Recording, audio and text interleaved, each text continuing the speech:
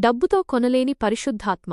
ఆధునిక క్రైస్తవ సమాజంలో పేరు ప్రఖ్యాతులు, గొప్ప పదవులు, అధికారాలు, డబ్బుతో సంపాదించుకునేవారు అనేకులున్నారు. ఉన్నతమైన దేవుని కోసం పనిచేయడానికి ఇలాంటి సంపాదనలు కొంతకాలం మాత్రమే విలువనిస్తాయి. లోకం నుండి వెళ్ళిపోయినప్పుడు వారు మరువబడతారు. అయితే దేవుని చిత్తం ప్రకారం దేవుని కోసం పరిచర్య చేయాలంటే పరిశుద్ధాత్మ శక్తి ద్వారా మాత్రమే సాధ్యం.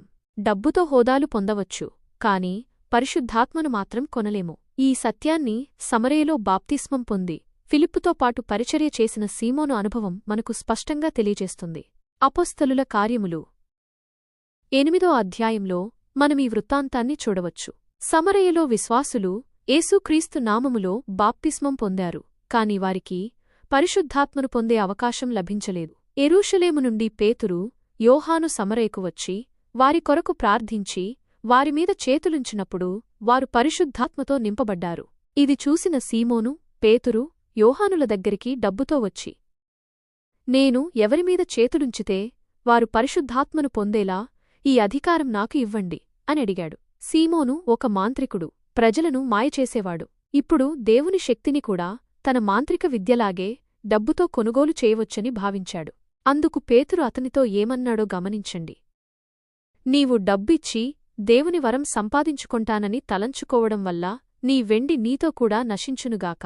నీ హృదయం దేవుని ఎదుట సరియైనది కాదు కనుక ఈ కార్యంలో నీకు పాలుపంపులు లేవు అని స్పష్టం చేశాడు.